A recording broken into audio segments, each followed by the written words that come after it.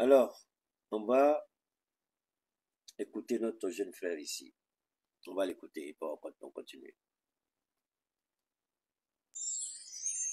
On va l'écouter, Chris, sur l'implication d'Abidjan. Attaque terroriste contre le Mali. Tout sur l'implication d'Abidjan dans le carnage de Bamako. Un homme politique malien, soutenu par Alassane Ouattara, en est le commanditaire. L'attaque terroriste contre Bamako du 17 septembre 2024 révèle de manière irréfutable l'implication d'Abidjan dans cette tragédie. Chers abonnés, je vous avais prévenu ici même qu'Abidjan participait à une opération de déstabilisation du Mali visant à renverser le régime des 5 colonels. Après les attaques, j'ai affirmé avec certitude l'implication de la Côte d'Ivoire. Certains Ivoiriens sont venus m'agounir d'invectives, me contredire, me traitant d'irresponsable et prétendant qu'on accusait Alassane Ouattara à tort. Cette enquête a pour but de vous fournir les preuves irréfutables de son implication dans ces attaques terroristes. Ce qu'il faut savoir, c'est que le chef des opérations de ce commando terroriste, connu sous le pseudonyme d'Abdel Salam al-Foulani, autrement dit Abdel Salam le Peul, a été arrêté. Contrairement à ses deux complices abattus sur le terrain, cet individu a été interrogé après avoir retrouvé ses esprits, une fois l'effet de la drogue dissipé. Lors de son interrogatoire, il a fait des révélations importantes que votre investigateur chevronné On va a pu écouter ça. obtenir. Interrogé sur les commanditaires de l'attaque, il a mentionné avec certitude qu'il travaillait pour Amadou Koufa, dit Amadou Diallo, de son vrai nom Amadoun Hassan Bari, émir de la Katiba Bassina, une phalange militaire du groupe de soutien à l'islam et aux musulmans GESIM, membre d'Al-Qaïda. Concernant l'implication du célèbre imam Mahmoud Diko, il a affirmé que celui-ci n'avait aucun lien avec cette opération. Cependant, lorsque les enquêteurs lui ont demandé de nommer des personnalités impliquées, il a révélé qu'un homme politique malien, Omar Mariko, était directement impliqué. Selon ses dires, Omar Mariko a... Donc, ce n'est pas officiel. Chris Yapi, comme il aime le dire, les hiboux de Chris Yapi ont rapporté à Chris Yapi que les investigations, les premières investigations, les premiers résultats de ces investigations ont montré, ou du moins, le jeune homme qui est considéré comme le cerveau de l'attaque, enfin des deux attaques, celle de l'école de la gendarmerie de Faladien et de l'aéroport international, le président Modibo Keïta, Bamako Seno, il a innocenté l'imam Diko qui pour beaucoup peut-être serait impliqué, Dieu merci. Et nous sommes heureux de savoir que l'imam Diko n'a rien à voir avec ça. Gloire à Allah et béni soit le Très-Haut. Cependant, selon toujours Chris Yapi, toujours est-il que les autorités maliennes ne se sont pas prononcées officiellement. Donc, nous ne spéculons qu'en fonction des informations que Chris Yapi dit avoir obtenues, mais comment il les a obtenues, nous ne le savons pas. Et le résultat des premières enquêtes ou des premières interrogations ont montré avec une certitude absolue, après que le soi-disant auteur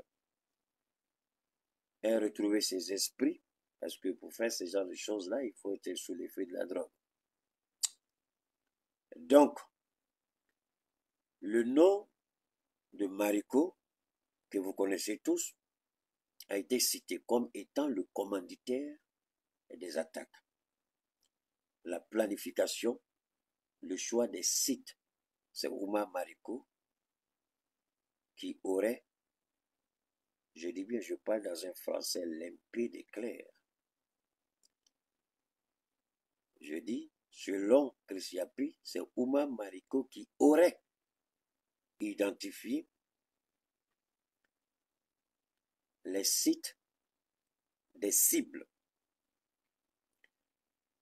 Je vais marquer une petite pause avec une parenthèse ouverte pour vous ramener en arrière.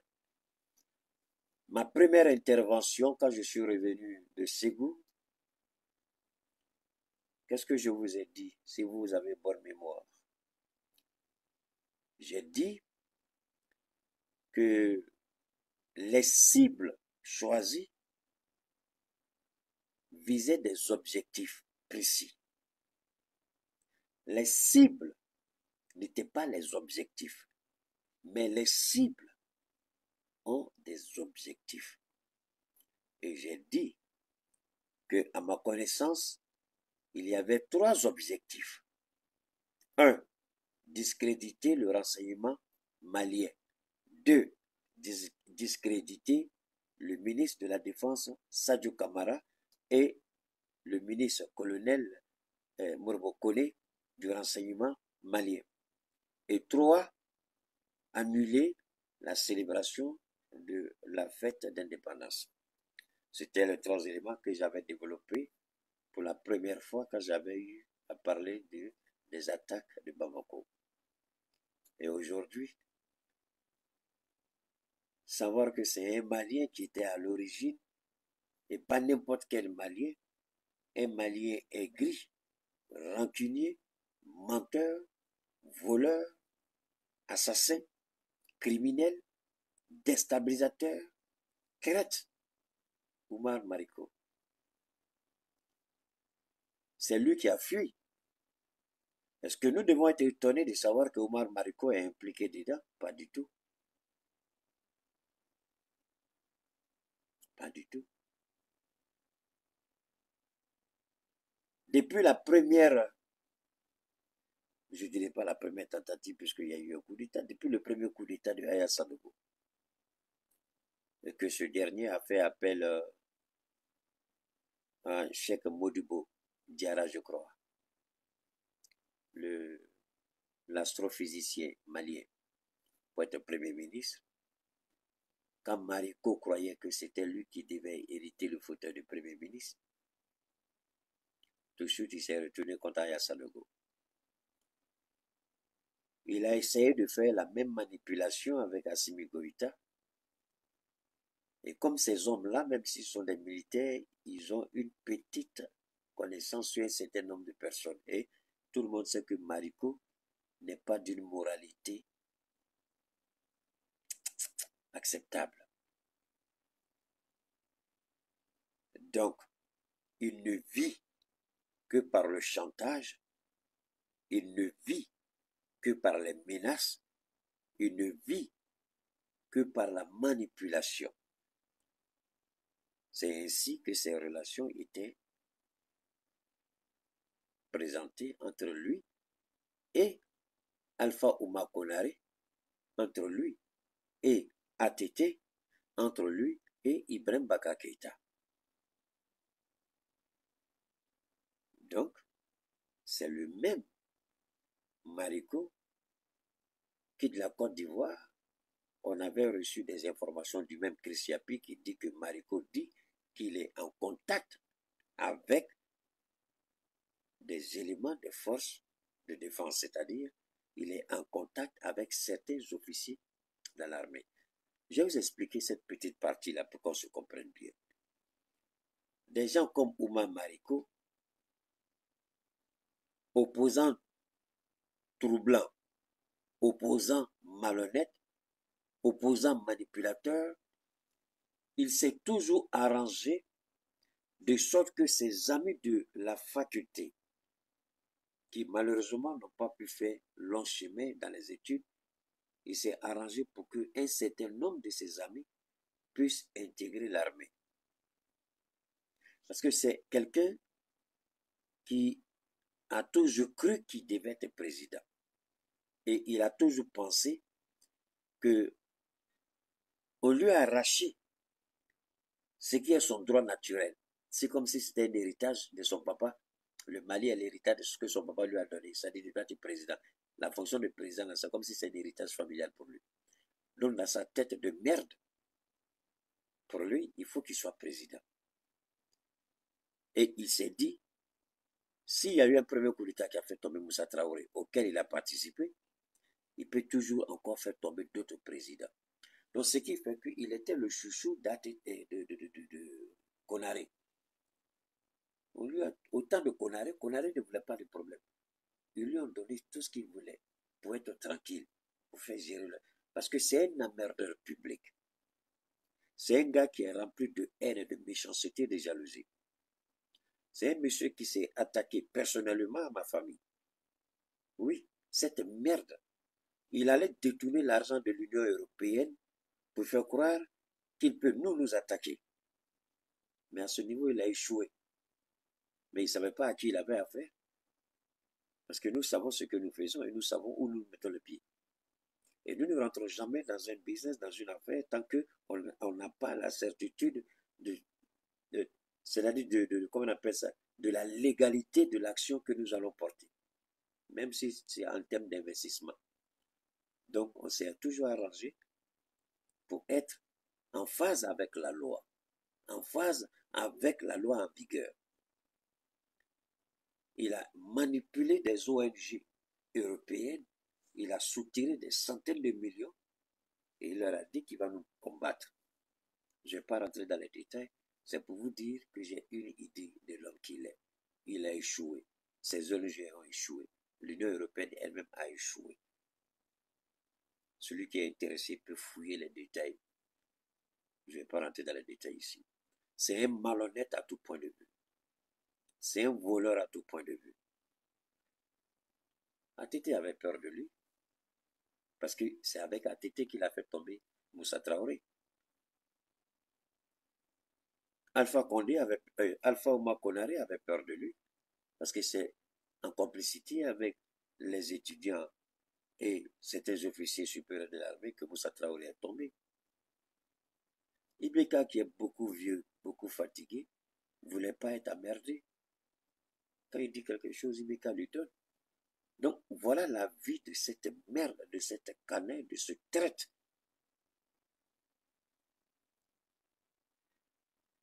Je ne parle pas aujourd'hui parce que il s'est attaqué à nous. Ça remonte depuis le pouvoir de l'ATT, depuis le premier mandat de l'ATT, c'est pas aujourd'hui. C'est pas un fait qui, en ce moment, j'étais encore aux États-Unis. J'ai suivi l'évolution. Je me suis informé, je me suis rendu compte qu'il était malhonnête. Et j'ai entendu certains de ses propos, j'ai dit cette bêtise-là. Est-ce qu'il sait à qui il a affaire? Il n'a pas regretté parce qu'il a été bien servi. On l'a recadré et on l'a mis à la merde petite place qui lui revient. Alors, c'est lui encore qui est en Côte d'Ivoire, avec Alassane Ouattara, il dit qu'il a des éléments infiltrés dans l'armée. Les gens oublient vite. Mais je suis cette bibliothèque-là, le disque dur est dedans. On a intercepté ces communications-là, ces rencontres avec Alassane Ouattara. Ça ne date pas d'aujourd'hui. Vous pouvez tout dire de Chris Yapi, peut-être ne pas l'aimer, peut-être ne pas l'apprécier. Mais tout ce que Chris Yapi a dit sur cette merde, cette canaille, tout est vrai. Il était en contact. Et mieux, il est en contact avec les terroristes. Et c'est lui qui, en plus de cela, c'est lui qui donnait les informations. Quand je dis que moi, Cheikh Oumar Keïta, je suis révolté et remonté contre l'ERTM, Wallah, si je peux, si j'ai les moyens, l'autorité aujourd'hui, au nom de Dieu, le directeur de l'ERTM ne fera pas une seconde à la tête de l'ERTM. Le ministre de la Communication ne fera pas une seconde à la tête de ce ministère. Si j'ai les moyens, tous, je les démets de leurs fonctions. Aujourd'hui même, ils se réveillent le matin, ils ne sont plus rien. Oumar Mariko est celui qui donne les informations à Hassan. Ça, on ne vous a pas dit. Vous ne le savez pas. Quand je dis je suis le baobab de Dieu, je sais de quoi je parle. Je peux commencer un sujet sans savoir trop où aller, mais quand je commence le sujet, tout de suite, la planification est faite dans ma tête. Ouma Mariko est impliqué. Alors, cette enquête permettra, ou du moins, les autorités judiciaires, maintenant vont chercher à établir la relation entre Ouma Mariko, Amadou Koufa, et cette merde, cette canaille qui se trouve comment vous dites cette merde de télévision française là? Vous connaissez le nom déjà. Je répète, hier j'ai dit quelque chose sur ce qu'on appelle le secret défense. Quand il y a une procédure judiciaire en cours, même si vous pensez détenir certaines informations, vous les donnez avec un minimum de détails, pas beaucoup, au risque de ne pas, sinon au risque de dévoiler quand même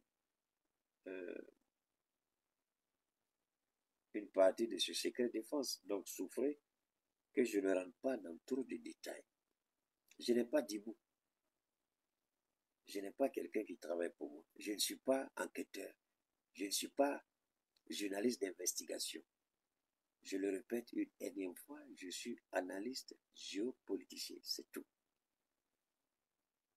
Et c'est au regard de mon bagage intellectuel expérimental et surtout avec la force, la puissance, la lumière, l'amour de Dieu que je comprends aisément certaines choses et que j'arrive à anticiper. Je préviens. Alors,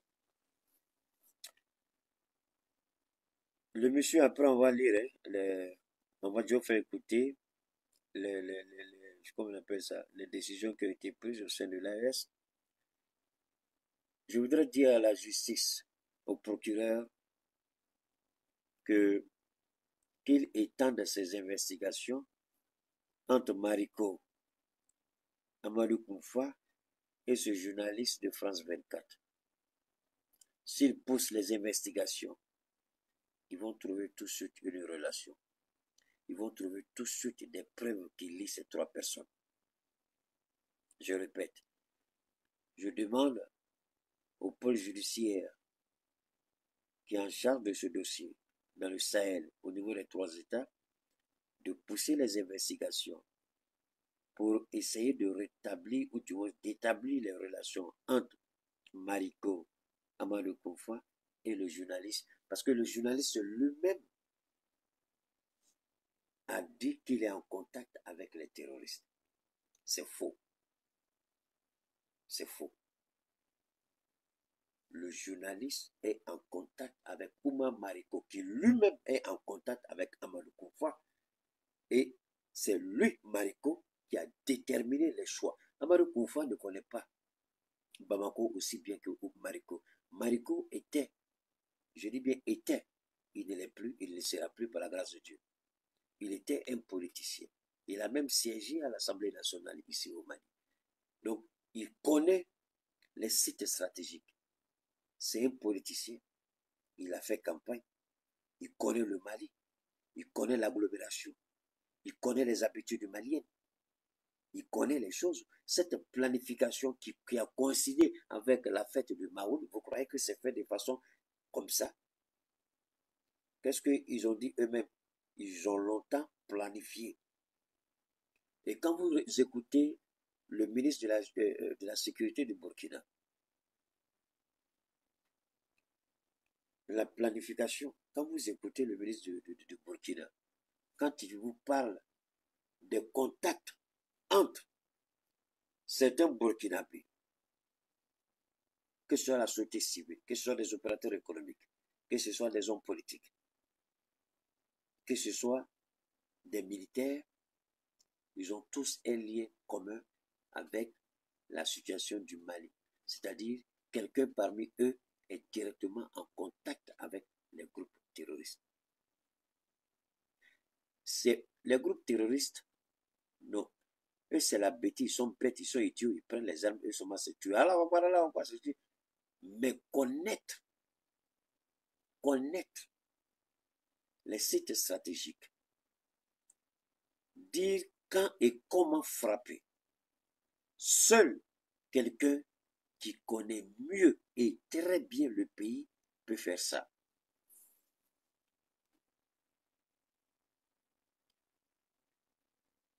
Même si on m'avait dit que Mahmoud Diko était impliqué, j'allais avoir du mal à accepter.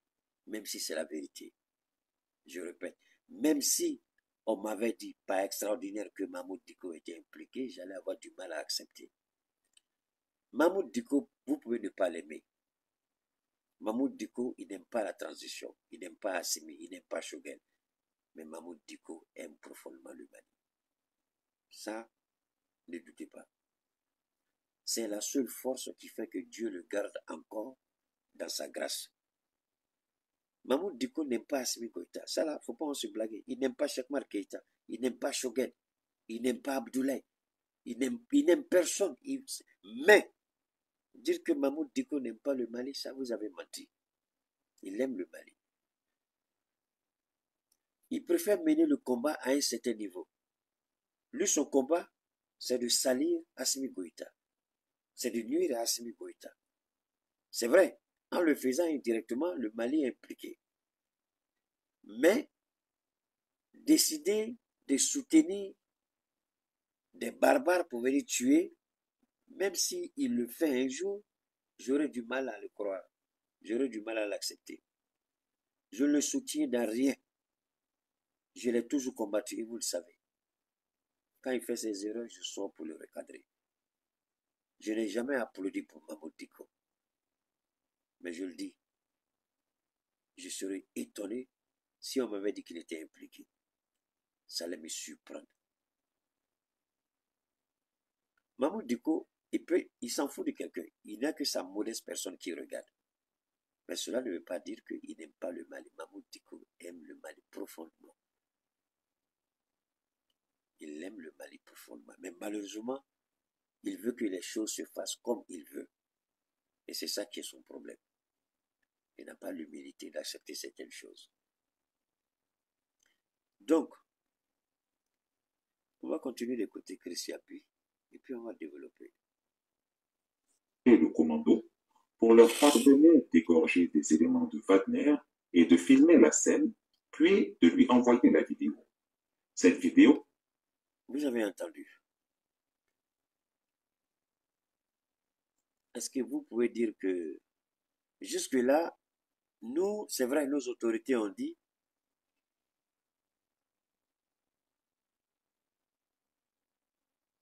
il y a des enquêtes qui sont en cours par rapport à Tizawaten. Je serais même surpris et étonné de savoir qu'il n'est pas en contact aussi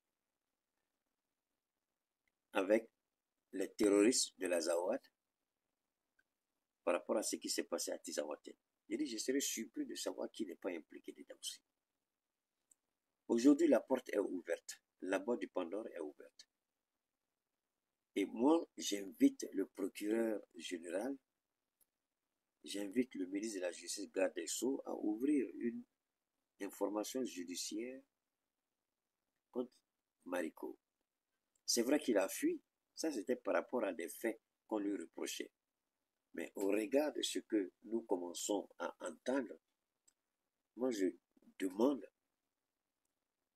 qu'une procédure judiciaire soit ouverte contre Marico et qu'on commence à fouiller de près, que le renseignement commence à fouiller de près.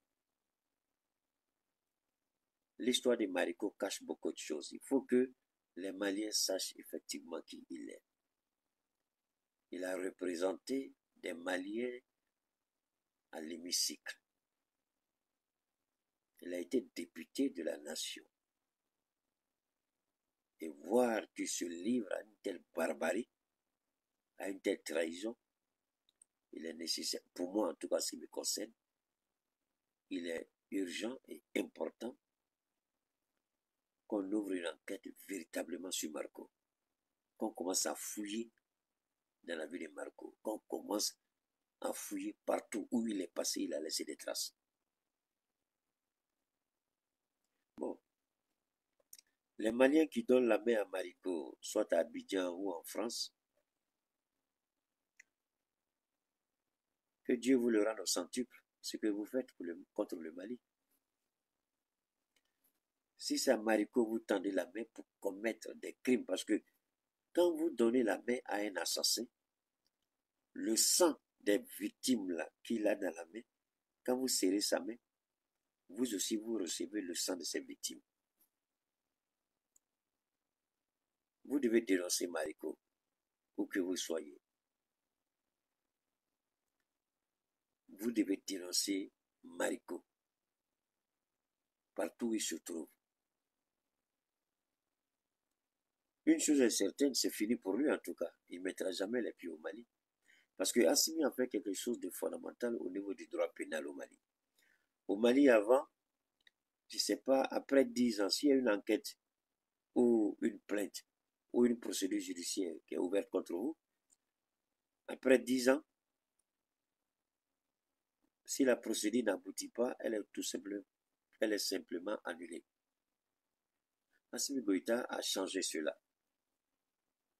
Si une enquête est ouverte, une procédure judiciaire ouverte contre vous, même si c'est 1 million d'années après vous revenez au Mali, la procédure vous attend. Le dossier sera ouvert. Donc le dossier, les procédures ne seront plus jamais fermées au Mali. Vous venez, la justice va s'appliquer.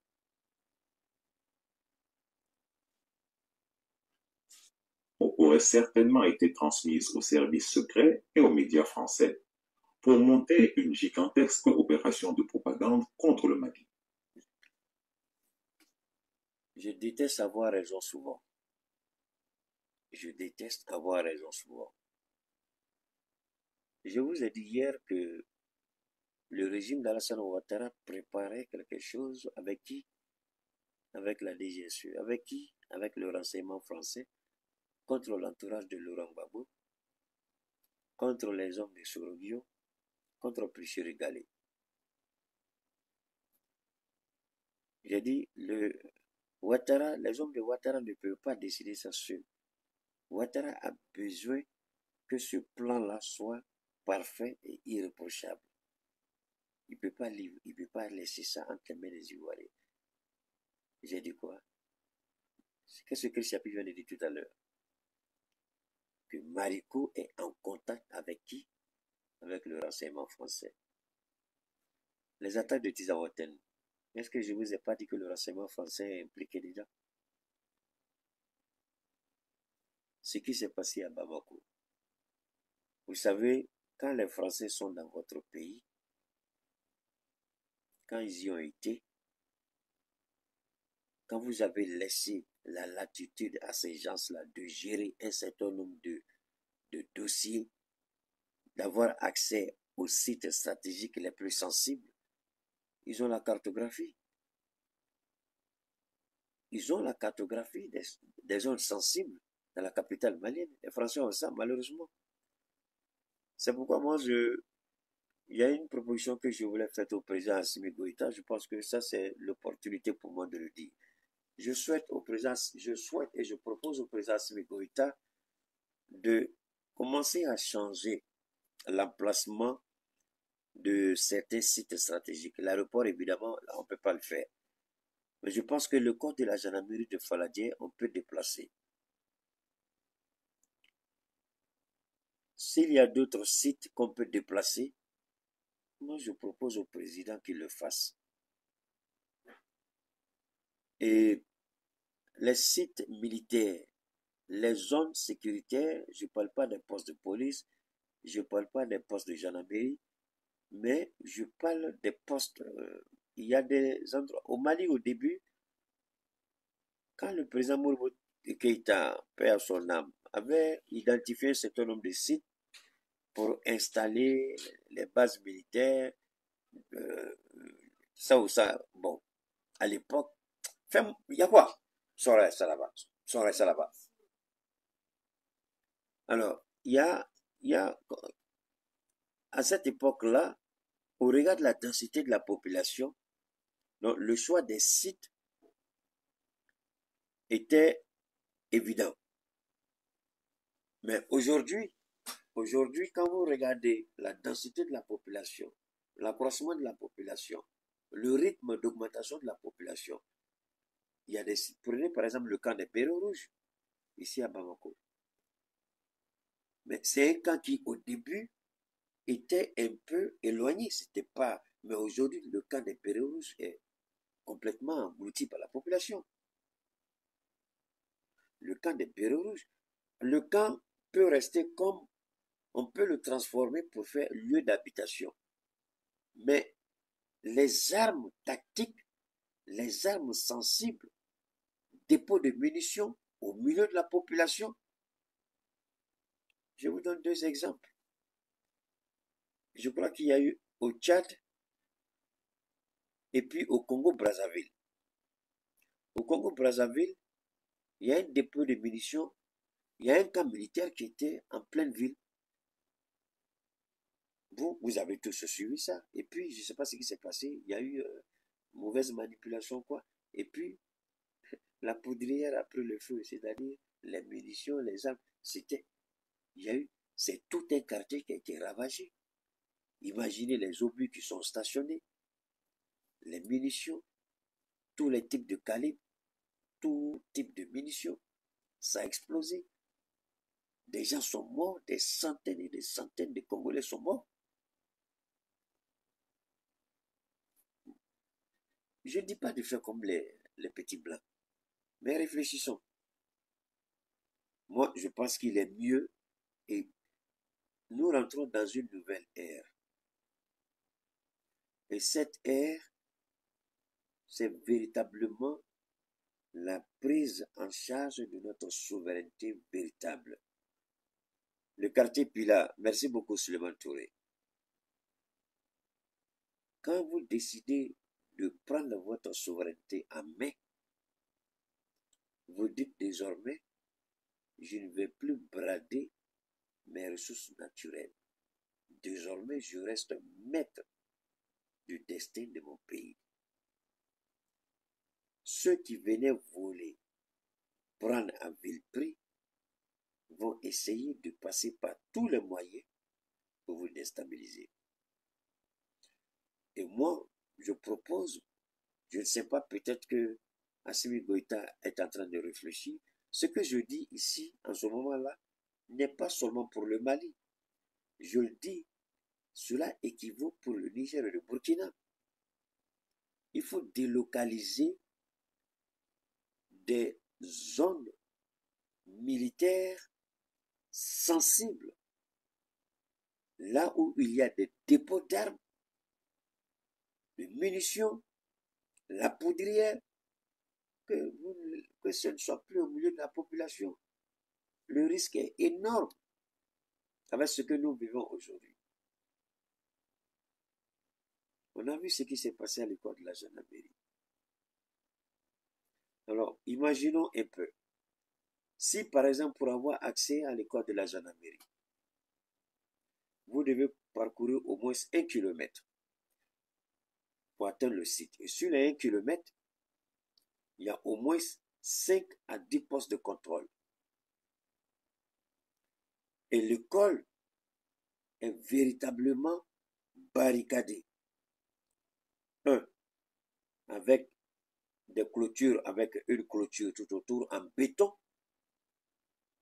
avec peut-être 50 cm d'épaisseur, qui va faire peut-être 10 à 15 mètres de hauteur, 50 cm d'épaisseur. Et puis, à l'approche du camp de l'école, il y a une première clôture de fer barbelé, avant d'atteindre la clôture en béton armé. Et vous devez faire 1 kilomètre pour arriver à l'école de la gendarmerie. Mais le premier et le deuxième poste de contrôle, une fois qu'il y a des attaques là-bas, les renforts sont tous ceux qui sont positionnés, vous n'allez jamais avoir accès à l'école de la gendarmerie. Voilà, moi, ce sont ces genres de petites choses parce que je dis toujours par rapport à mon expérience, ma connaissance et la grâce que Dieu m'a fait de pouvoir voyager à travers le monde. J'ai vu des choses. Je me suis posé la question, pourquoi les gens choisissent tel ou tel site? Et quand vous parlez avec eux ou quand vous analysez, vous vous rendez compte que mais c'est pour des bonnes raisons. Si le corps de la gendarmerie était hors de la ville, et pour y arriver, il y a la voie pour y arriver, 1 kilomètre. Et sur les 1 kilomètre, il y a 5 postes de contrôle ou 10 postes de contrôle, lourdement armés. Comment vous allez arriver là? Comment vous allez arriver à l'école de la gendarmerie? C'est la question que je pose. Comment vous allez arriver? Bon, quand vous regardez, c'est pas seulement le Mali, hein. Prenez tous les aéroports en Afrique, même en Europe, même aux États-Unis. Les aéroports ne sont pas 100% sécurisés, même si c'est vaste. Les gens arrivent à s'infiltrer. Vous avez vu en Côte d'Ivoire les jeunes gens qui ont sauté clôture pour aller monter dans l'avion et puis ils sont morts, je sais pas, ils sont allés se cacher dans l'avion, ils voulaient partir en Europe et puis ils sont morts, tout ça, autres là. On a découvert le corps dans l'avion, tout ça. Alors donc, après Ouattara, il a décidé quoi? Ils ont déguerpi tous les riverains qui étaient autour de l'aéroport. Ils ont permis encore au 43e Puma d'étendre encore son espace tout autour de l'aéroport. Mais l'aéroport, c'est nous. Moi, j'ai plein de lots derrière l'aéroport Selou, des terrains que j'ai achetés. Alors, il y a la première chose qui m'a frappé, c'est la proximité des riverains par rapport à l'aéroport. Pas l'entrée principale, hein. Il y a un petit qu'on appelle ça Kanadjigiba ou bien Kana, quelque chose comme ça, je n'ai pas trop le nom en tête. Quand vous allez là-bas, mais voilà, les gens peuvent marcher, même aller sur la piste d'atterrissage. Les gens peuvent marcher. Non, les gens ne sont pas, parce qu'aujourd'hui, quand vous regardez, on va dire comment ils ont pu faire ça. Je n'ai pas voulu développer ça, mais puisque c'est de ça qu'il s'agit, il faut que les gens, cette partie peut-être de l'analyse, je ne le fais pas en bambara. Si vous pouvez le traduire en bambara pour des personnes, je serai Kanadjigiba. Merci beaucoup, Mohamed Bachili. Alors, quand vous allez à Kanadjigiba, par exemple, moi j'ai plein de lots là-bas, je le dis. Ces lots, je les ai tous mis au long des Gaussou. Quand vous allez là-bas, la piste d'atterrissage, dans le fin fond, il n'y a pas de, il n'y a pas de, c'est-à-dire il n'y a pas de clôture barbelée. Il n'y a rien. Et ce qui est dangereux, on avait même permis à la MINUSMA à l'époque de s'installer là-bas. Deuxièmement, je vous parle de l'époque d'Ibrahim Bakaketa et sur qu'on se coûte bien. Deuxièmement, j'avais vu des camions remorques. J'ai dit, mais les camions remorques là font quoi ici? Et la première fois que j'allais, je crois, j'avais un policier qui était avec moi comme guide, qui m'accompagnait, qui était avec un ami policier. On peut en parler. Je lui dis, Keita, les conteneurs là viennent du nord, scellés, et puis sont directement chargés dans les avions, dans les avions cargo, et puis ils décollent. Et le policier me dit, il y a un élément un jour, un patriote malien, un jour, un policier a dit, niet, aujourd'hui ça ne bouge pas, il faut que je vois dedans. Il dit, le petit bras a pris son téléphone, il a appelé à la présidence. Ils ont appelé au ministère. À la seconde, le gars a perdu son travail. Il a été radié des effectifs de la police. C'est pas sanction, hein. J'ai dit, il a été radié des effectifs de la police. Ils ont embarqué leur conteneur dans leur cargo avion et sont partis avec. Vous n'avez qu'à faire le tour de l'aéroport parce que, je le répète, j'ai des investissements là-bas en termes de immobilier. Allez, regardez là-bas. Les gens là, qu'est-ce qui vous dit que les gens ne sont pas passés par là-bas? Si ils passent par là-bas et puis ils entrent, mais pendant que la sécurité, c'est sur la voie principale, le goudron là qui va à l'aéroport, c'est là que se trouve le poste de contrôle. Mais derrière, Qui est là-bas? Qui contrôle quoi? On n'a pas pris le temps de dire que là-bas doit être sous contrôle parce que c'est resté dans les habitudes des gens. Mais qui pouvait bien informer les terroristes, passer par Kanadjigba, mais passer par derrière, vous entrez, il n'y a pas de contrôle. Vous n'aurez pas à affronter ceux qui sont devant. Si ce n'est pas Marikou, qui allait dans tous ces coins-là, parce qu'il a fait pratiquement tous les villages, si ce n'est pas Marikou qui peut faire ça.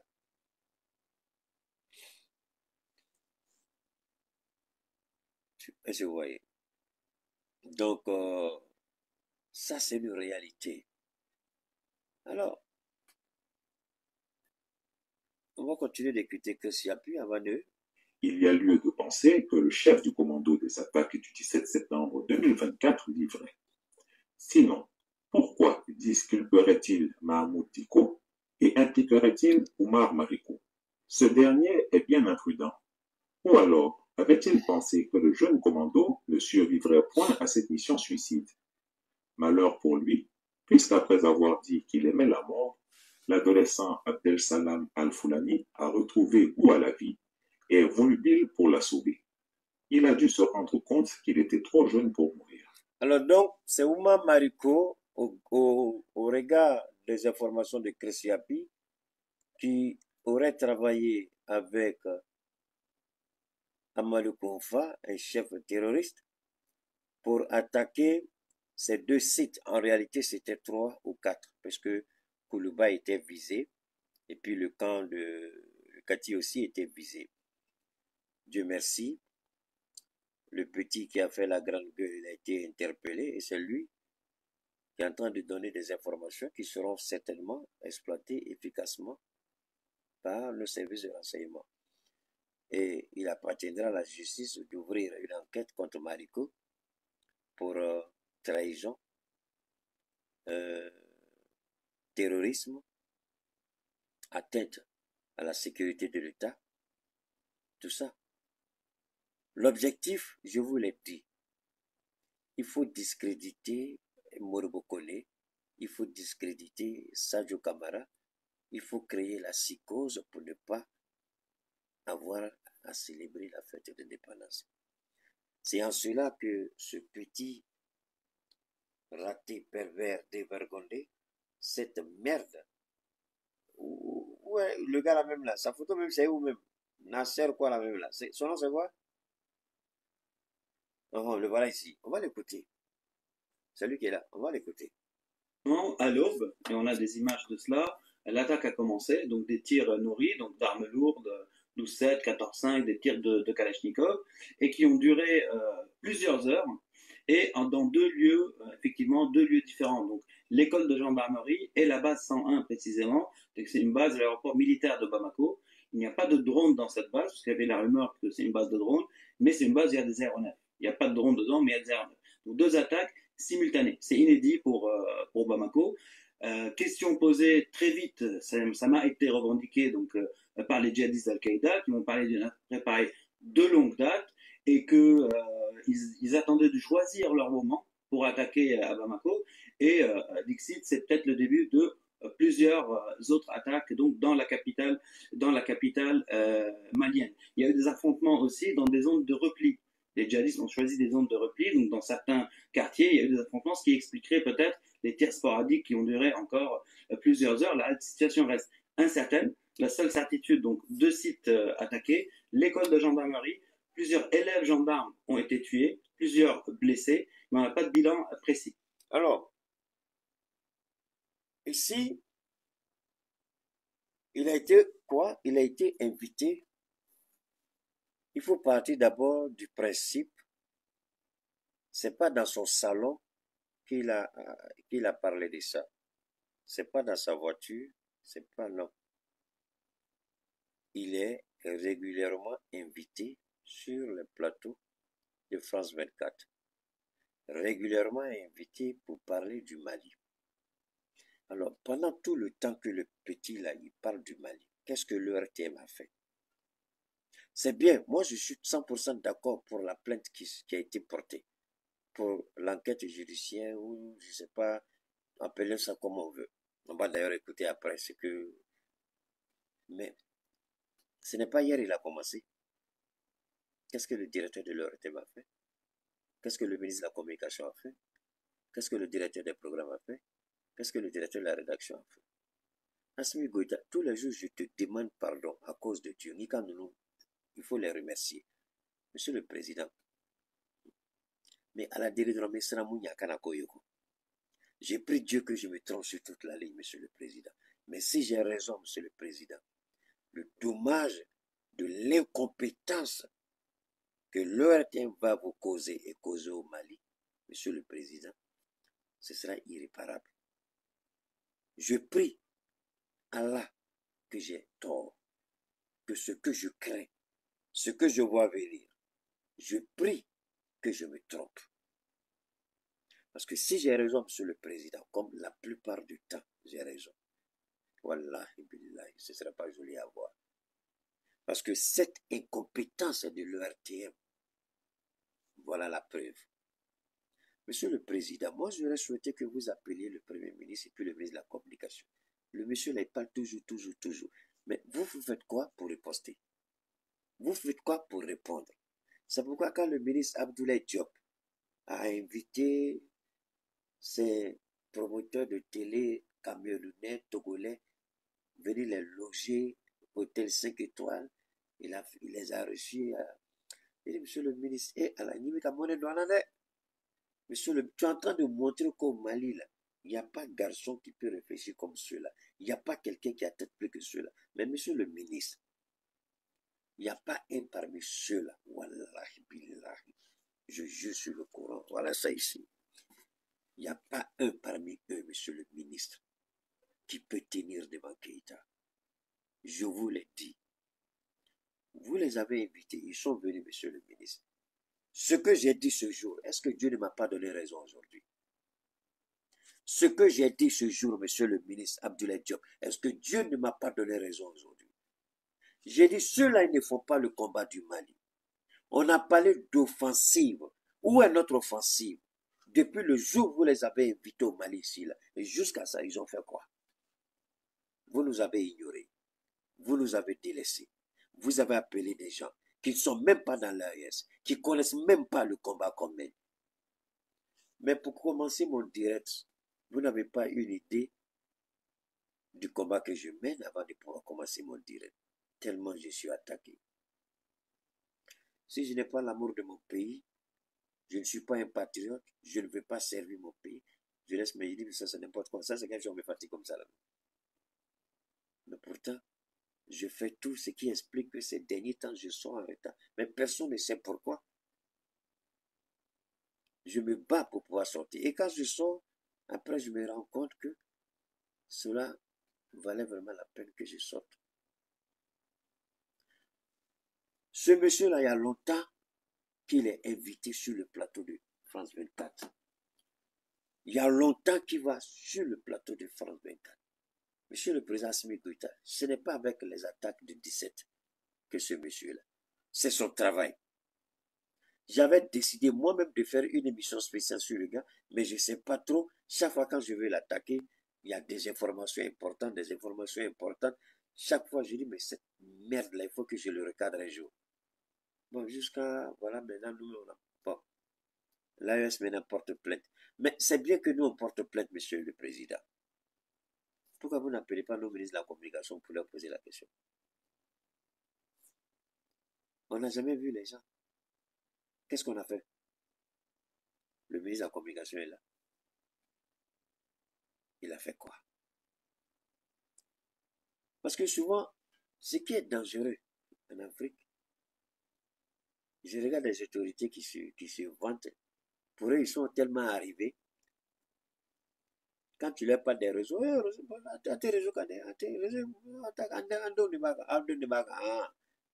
d'accord.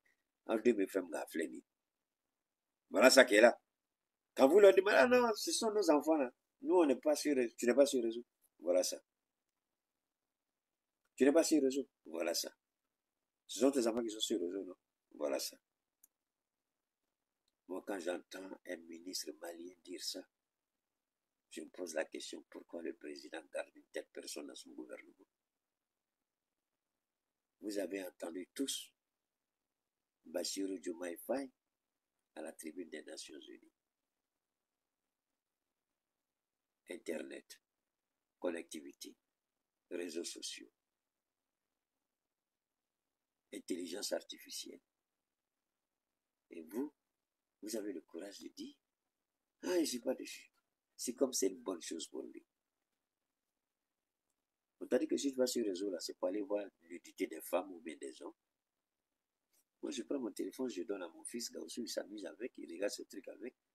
Si je suis un père indigne, les nudités, les conneries, les trucs pornographiques que je vais regarder, forcément, il va voir ça dans mon téléphone.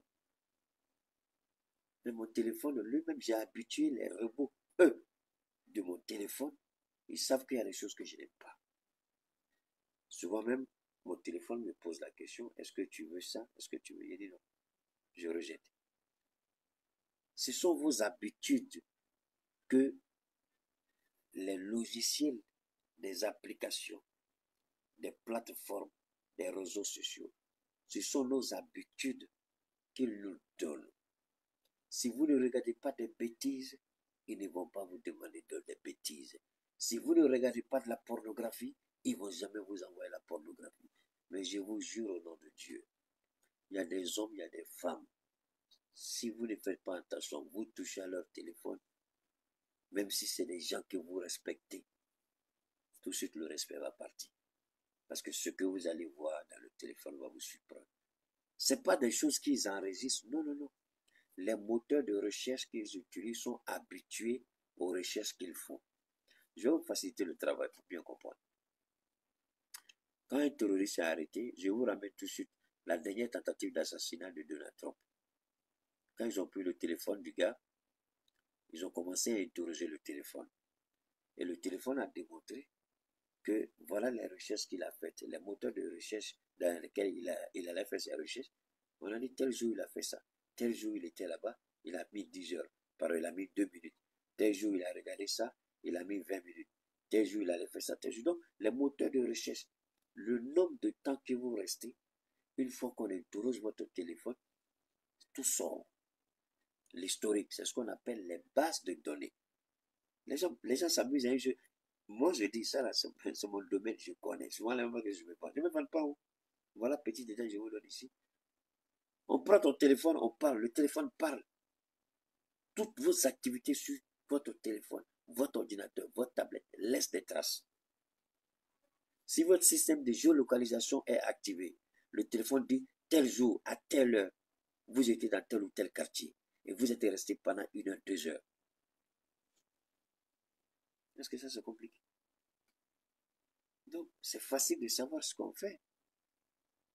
Alors, ce monsieur-là, c'est pas sa première fois. C'est pas sa deuxième fois. C'est pas sa troisième fois. C'est son travail. Alors, quelle est la riposte qu'on a préparée? On est resté là, bouche bée. La déontologie de la presse de l'ERTM empêche les journalistes de l'ERTM de relever le défi. Incompétence ou incapacité. Incompétence ou incapacité. Incompétence ou incapacité. Aujourd'hui, l'incompétence et l'incapacité de l'ERTM nous a amenés à ceci. Ici, voilà les compétences de l'ERTM. Conséquences. Et communiqué ainsi libéré, le procureur de la République du pôle judiciaire spécialisé de lutte contre le terrorisme et la criminalité transnationale organisée informe l'opinion publique nationale. Bon, moi, ça, vous le connaissez, hein? C'est un journaliste de l'ERTM, c'est lui qui fait souvent communiquer du Conseil des ministres, là, vous le connaissez. Bon, ça, c'est des gens que je respectais avant. Je dis que la tête est pleine, ils peuvent engager des débats hautement bénéfiques pour le Mali. Bon, à l'ERTM, le seul travail, c'est ça. Lecture de communiqué, là. Présentation du journal, lecture de communiqué. Présentation du journal, lecture de communiqué. Présentation du journal, lecture de communiqué. ORTM, Abana. Abana. Et Moi, je me dis, comment un journaliste peut lire ça et puis ne pas être dit, ne pas se dire, j'ai failli quelque part. Je n'utilise pas l'image, c'est pas le monsieur que j'accuse parce que les gens sont bêtes souvent. Je ne l'accuse pas, c'est pas lui, hein, attention. C'est lui qui est en train de lire le communiqué. Donc, c'est le communiqué qu'on va écouter. Moi, je parle de l'ensemble des travailleurs de l'URTM, y compris le PDG lui-même, le directeur général de l'URTM, le DG lui-même. Donc, mon intervention n'a rien à voir avec ce monsieur. Voilà. Parce que les Africains, quand vous parlez, ils mélangent tout. Il faut clarifier pour ne pas qu'on ait jeté ton nom dans les poubelles. Je n'ai rien contre lui, je ne connais même pas son nom. J'ai dit le travail de l'URTM en général, c'est quoi? Journal télévisé, lecture de communiqué. Journal télévisé, lecture de communiqué. Journal télévisé, lecture de communiqué. Et moi, je dis, un journaliste, on va écouter d'abord ce qu'il a dit. On va l'écouter. Et international qui lui a été donné de constater que depuis un certain temps, les journalistes de la chaîne française France 24, dénommé Wassim Nasr, s'adonne à des commentaires tendancieux au lendemain de chaque attaque terroriste commise contre les États de la Confédération des États du Sahel. Les derniers en date remontent au 17 septembre 2024, suite aux attaques terroristes. Mon ami, pardon, hein. Pas mes sujets. Pas mes sujets. Vous savez, il a dit quelque chose. On va revenir écouter ça ici. Pardon, mon ami, il faut parler maintenant. Attaque terroriste commise contre les États de la Confédération. Constaté que depuis un certain temps, les journalistes de la... On a constaté depuis un certain temps. Aïe, aïe, aïe, aïe, pas du ça. C'est pas ce que Keïta a dit. On a constaté.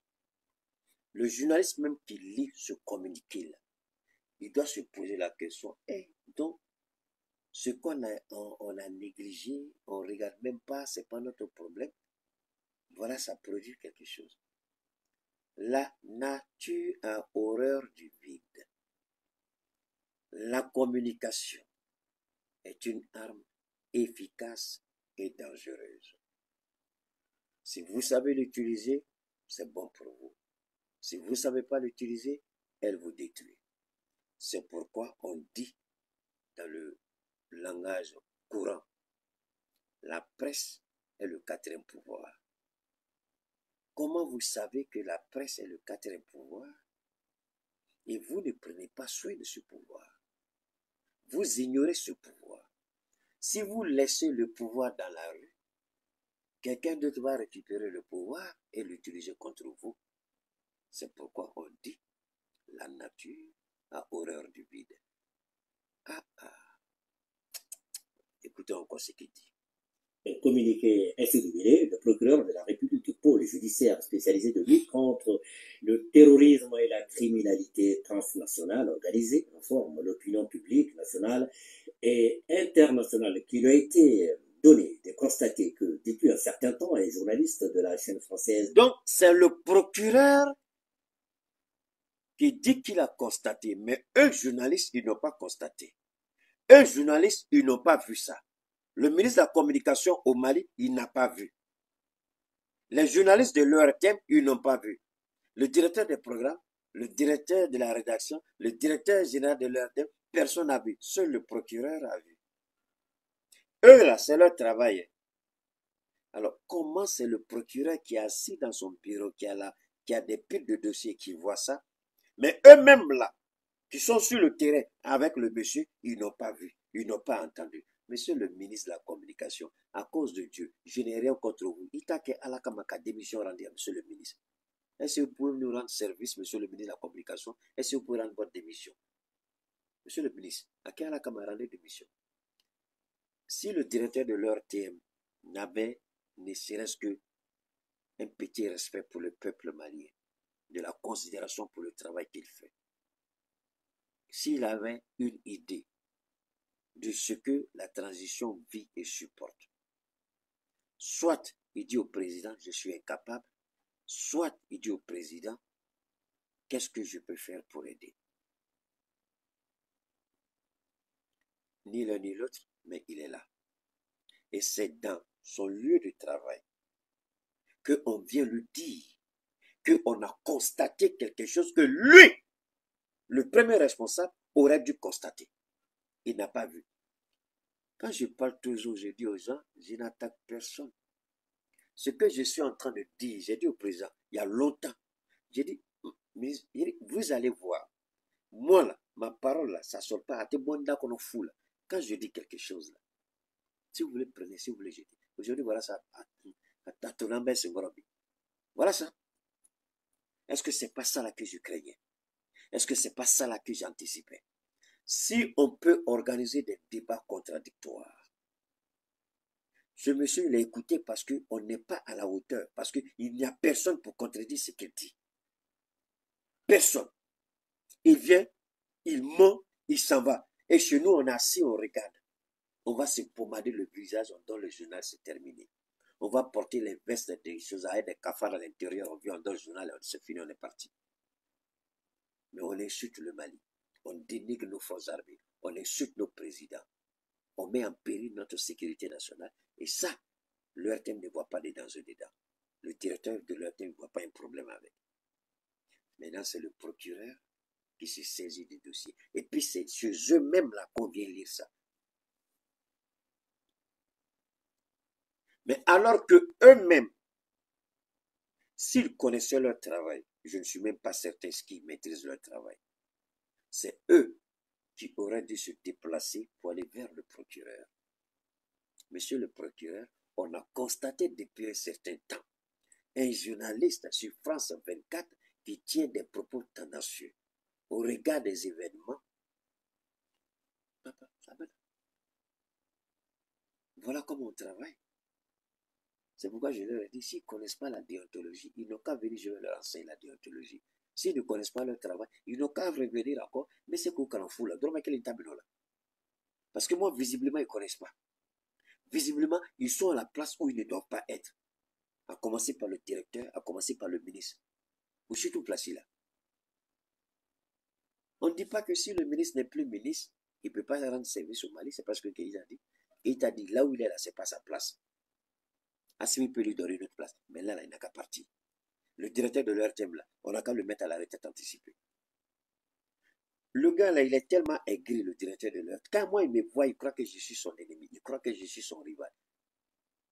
Moi, je me rappelle quand le gars dit, ah, monsieur le directeur, là, Keïta. Et puis, il fait comme il ne voit pas. Hein. Il dit, c'est toi qui es fatigué. La voiture que tu conduis, là, est la voiture que je conduis. De toute façon, tu es habillé, la façon dont je suis habillé. Là.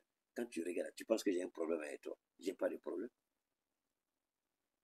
Parce que quand on se voit là, quand Keïta va à des cérémonies ou à des rencontres, je sais comment je m'habille pour aller. Je sais comment je suis. Moi, j'ai problème avec quelqu'un. Je n'ai pas problème avec quelqu'un. Moi, je dis mon pays.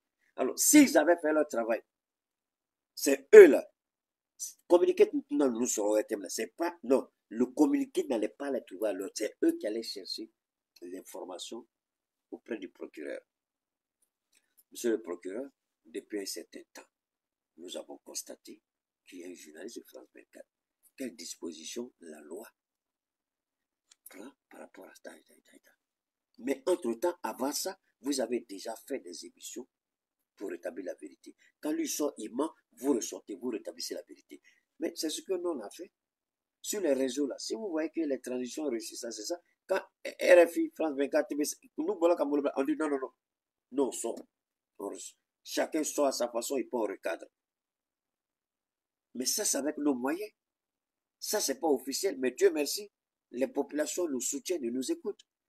Imaginez si les populations ne nous écoutaient pas. Au nom de Dieu, Assimi ne serait pas au pouvoir aujourd'hui.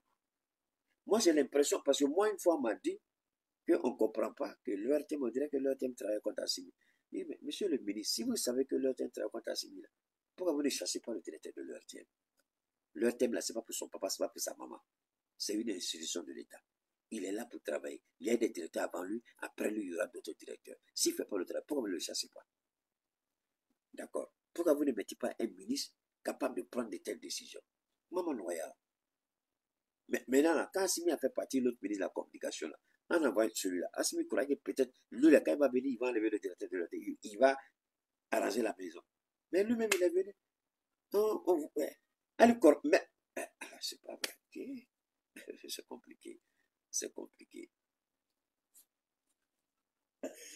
France 24, dénommé Wassim Nasr, s'adonne à des commentaires tendancieux au lendemain de chaque attaque terroriste commise contre les États de la Confédération des États du Sahel. Les dernières en date remontent au 17 septembre 2024, où, suite aux attaques terroristes perpétrées ici à Bamako, il indique clairement être en contact avec les assaillants et qui lui communiquaient en temps réel. Bon, attends. Quand un journaliste même lit un tel communiqué là, c'est pas désolé. Moi j'ai arrêté direct là. C'est bon les gars, j'ai arrêté. Parce que quand un journaliste même lit ça là, quand toi-même tu es en train de lire ça là, qu'est-ce que tu ressens dans ta chair? Un journaliste, tu es en train de lire ce communiqué là. Est-ce que tu ne vois pas que tu as échoué un peu, que tu as failli? Quand un journaliste même lit ça là, ton ami journaliste, tu dis incertain, c'est pas incertain, vous le connaissez tous, vous l'écoutez tous. Vous ne pas venir faire ici comme tu ne le connais pas. Tu le connais très bien. Tu le vois, on le voit tous. Nous le connaissons tous. Vous avez fait quoi? C'est ça la réalité. Vous avez fait quoi? Hey, Mounigue. S'il dit qu'il est en contact avec les terroristes, là, maintenant, vous, là, qu'est-ce que votre travail vous dit de dire par rapport à ce gars-là? C'est bien, le procureur s'est saisi du dossier, mais vous avez fait quoi? Vous-même, vous avez fait quoi? C'est mon combat de tous les jours. Détestez-moi, haïssez-moi, j'ai pris Dieu que je me trompe. Détestez-moi, haïssez-moi, j'ai pris Dieu que je me trompe. C'est tout. Comment toi-même, journaliste, tu viens dire, mais quand il faisait ça, là, même toi, en tant que journaliste, tu as fait quoi? Quelqu'un attaque la maison de ton papa. Tu vois la personne attaquer la maison de ton papa, tu dirais, c'est quelqu'un d'autre qui vient qui dit va porter plainte. Ah, j'ai appris que quelqu'un est en train d'attaquer la maison de mon papa. Eh Allah, j'ai écouté le président de l'Ouganda. C'est Museveni, c'est ça? Il dit, il était en train de, il a assisté à la sortie des élèves officiers supérieurs de l'armée ougandaise. Il parlait et puis il a dit, c'est en anglais, et j'ai même vu le chef d'état-major des forces armées du Mali était là-bas. Notre chef d'état-major, il était en Ouganda, parce que ça fait un mois maintenant, je crois. Il disait que le service militaire n'est pas une carrière. Il dit le soldat, pour être un bon soldat, l'armée n'est pas un travail. Il dit, je vais vous expliquer pourquoi. Il dit, quelqu'un vient attaquer votre maison, un voleur. Vous défendez le voleur de faire irruption chez vous.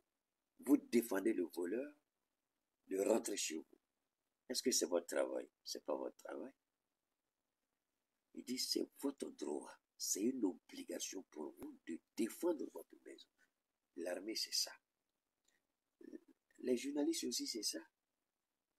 Même si vous allez faire carrière, mais au moins, c'est un devoir, c'est un sacerdoce, c'est un impératif moral pour tout journaliste de défendre l'honneur de la République là où l'honneur est bafoué. Cette merde, cette canaille, cet idiot, ce vaurien, ce lâche-là, il a pris son temps. Chaque jour, il sort, il attaque l'AES. Et vous, journalistes de l'AES, vous le regardez. C'est comme vous êtes hypnotisé. Quand on dit de ne pas être complexé devant le petit blanc, voilà ça. Un petit blanc sort, il insulte 3 pays noirs. Il n'y a pas un seul journaliste noir qui recadre le petit blanc. Et il faut que nos magistrats, nos procureurs décident de porter plainte et nos journalistes noirs prennent plaisir à lire ce communiqué. Alors que leur premier réflexe, leur premier travail aurait été de répondre à cette merde de petit blanc. Cette racaille de raté. C'est pas le travail que je demande à nos journalistes. Est-ce que c'est sorcier de décortiquer une situation et puis donner la vérité? Parce que si on avait pris le temps Je vais vous donner un autre exemple rapidement. Quand Assimi Goïta avait annoncé à Sikasso les 3 types de terroristes et dire qu'on a tenté d'introduire des faux billets, des milliards de faux billets au Mali et que notre douane, notre police, vraiment ont joué un rôle important. Et puis tout le monde a tout de suite commencé à dire que c'est la France, c'est la France. Qu'est-ce que France 24 a fait? Il y a une émission de France 24, on dit Intox, vrai ou faux. Donc France 24 a mis en place une émission. Tous les journalistes. Donc quand une information vient de chez nous, tout de suite, ils organisent. À la seconde, tout de suite, ils ont un plateau. Et sur le plateau, on dit intoxication. Ils défendent l'honneur du président français, l'honneur de la France. Mais que font nos pitoyables, regrettables, ignorants journalistes qui sont payés avec notre argent à ne rien faire? Vraiment, vous êtes la honte de l'AES. Vous êtes la honte de l'AES.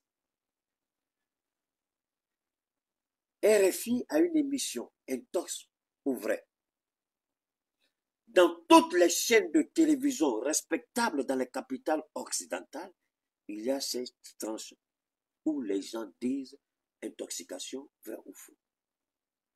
Quand on est sorti, je le dis parce que ces gens-là croient que Keïta est contre eux. Ce travail-là, je le connais mieux que la plupart d'entre vous. Même vous tous même votre directeur général, je connais ce travail bien que lui. Wallahi bilanen de la ortem na domaine à la tchemalo me fil ortem. Mais c'est quelle merde ça là? Ça c'est quel travail ça? Dans les presses étrangères, il y a des trucs, aux États-Unis, on appelle ça fact-checking, c'est-à-dire vérifier les faits. Quand vous parlez, tout de suite, les gens vérifient si c'est vrai ou faux. Vous avez les ressources. Vous dites que vous avez les compétences et vous êtes incapable de faire ça. Alors vous, c'est quoi? Vous voulez quoi? Vous voulez quoi? Monsieur le Président, j'apporte avec preuve à l'appui, avec éléments irréfutables, que ces journalistes-là, soit ils ne sont pas à la hauteur, soit ils ne savent pas ce qu'ils doivent faire, soit il faut les recycler, soit il faut les renvoyer tout ça, et le directeur y compris. Et puis le ministre de la Communication. Est-ce que c'est compliqué ça là? Quelqu'un dit quelque chose, et vous n'êtes pas en mesure d'apporter la contre-vérité, la contradiction. Mais la contradiction, c'est la meilleure chose qui puisse exister. La démocratie même est fondée sur la contradiction. La nature humaine est fondée sur la contradiction. Comment des journalistes qui sont payés sont incapables d'apporter la contradiction quand quelqu'un nous attaque? Et le ministre de la Communication n'a pas un problème avec ça. Le directeur de l'ORTM n'a pas un problème avec ça. Mais pourtant, partout dans le monde, on voit. Aujourd'hui, vous n'avez qu'à suivre la presse américaine par rapport à la campagne.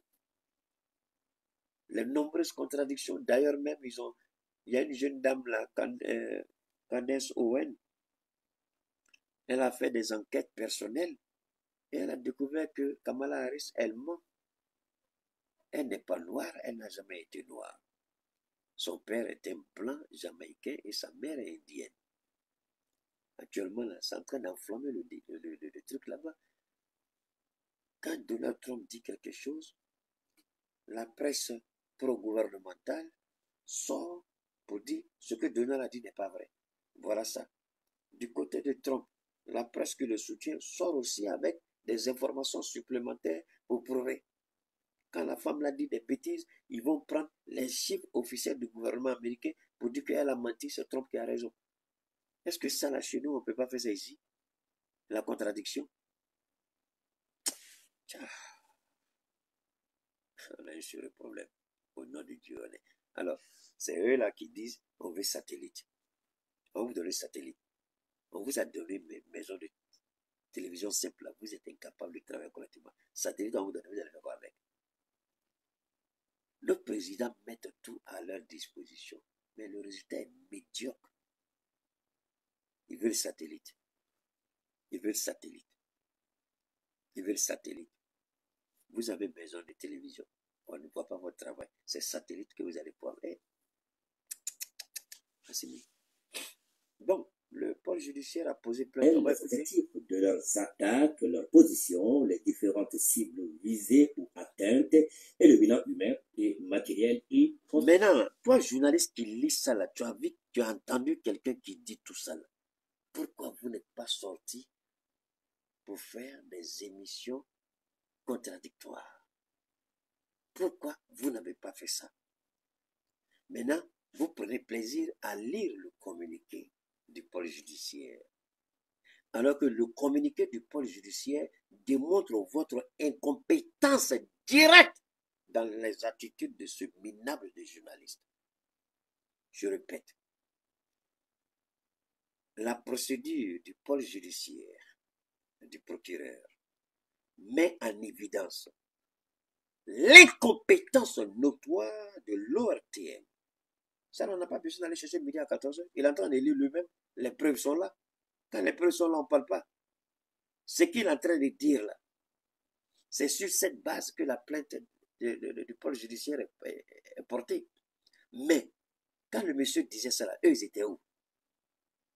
Ils étaient où? Ils lisent le communiqué, on est d'accord, c'est pour nous. Mais eux, en tant que journalistes, pourquoi ils ne se remettent pas en cause? Pourquoi eux, en tant que journalistes, ils sont incapables de dire on a échoué? On n'est pas à la hauteur. Ils sont en train de... C'est eux qui lisent. Hein? Il est en train de lire un communiqué. Mais est-ce que le communiqué ne montre pas l'incompétence? Ce que j'ai toujours dit, ce que j'ai toujours dénoncé, est-ce que c'est pas qu'il est là? Vous pouvez insulter Keïta. Mais quand il dit je suis le baobab de Dieu, la voix qui crie dans le désert, c'est Keïta. Accepter, refuser, il s'en fout. Si réellement ça sort de la bouche de Dieu et que c'est Dieu qui lui dit de dire là, la vérité va sortir. Voilà ça ici. Vous n'avez pas vu ça comme ça. Hein? Beaucoup d'hommes se sont focalisés sur le communiqué du procureur, mais les gens n'ont pas vu qu'à travers le communiqué du procureur, que c'est leur thème même, c'est l'incompétence de leur thème même qui est mise en jeu ici. Parce que vous démontrez que quelqu'un attaque notre pays, vous n'êtes pas à la mesure, vous n'êtes pas à la hauteur de répondre à la personne. Alors qu'il y a ce qu'on appelle les vérifications. Le monsieur dit, mais pourquoi vous n'organisez pas des émissions pour contredire les propos du monsieur? Puisque nous sommes dans ce qu'on appelle free speech. Nous sommes dans une forme de liberté d'expression. Lui dit pour lui. Et vous, pourquoi vous n'avez pas contredit ce qu'il a dit? Pourquoi vous n'avez pas remis en cause ce qu'il a dit? Pourquoi vous n'avez pas, vous aussi, vous n'avez pas fait d'émission pour dire que tout ce qu'il dit est faux? Pourquoi vous n'avez pas fait ça? Les gens ont peur parce qu'ils se disent que tôt ou tard, si le pouvoir retourne dans un régime civil, s'ils prennent peut-être trop de zèle avec le pouvoir militaire, peut-être que les civils, là, quand ils vont les chasser. Moi, c'est comme ça que je comprends. Les gens ont peur de prendre des décisions. C'est une transition. Si le pouvoir qui vient là, vous travaillez pour la transition, le pouvoir qui vient là, si le pouvoir n'est pas d'accord avec la transition, si c'est un pouvoir civil, vous qui avez soutenu la transition, peut-être qu'ils vont vous renvoyer. Donc peut-être que beaucoup de gens passent comme ça et puis refusent. Je ne dis pas que c'est ça, je dis que c'est une possibilité. Parce qu'on est en Afrique. Tout comme fait Ouattara l'a fait en Côte d'Ivoire, non? Quand il a pris le pouvoir, il a rétrogradé, il a radié plein de journalistes qui travaillaient pour Gbagbo Laurent. Plein ont été renvoyés. Plein ont été rétrogradés. Peut-être qu'ils ont peur. Mais qui vous dit que désormais c'est un petit minable politicien qui va venir gouverner le Mali et puis ramener le Mali en arrière, attacher le Mali pour aller donner à la France? Vous croyez que ce qui va arriver encore? Ça n'arrivera pas. Ah, c'est pas vrai, c'est un peu compliqué. C'est un peu compliqué. Alors on va, pour la grâce de Dieu, on peut pas... Bon, il y a une plainte qui a été portée contre le monsieur. On remercie quand même le procureur. Et nous souhaitons que les choses, bon, ben, on puisse, comment on dit, on puisse, bon, il est en France. On va porter la plainte ici. Bon, je ne sais pas trop comment ça se passer, puisque lui, il est en France, nous, on est ici. Bon, comment on va mettre la main sur lui, je ne sais pas trop. Veuillez tout simplement vous abonner et activer la cloche de notification pour ne rien rater. Retrouvez KDV Africa sur YouTube, Facebook, TikTok.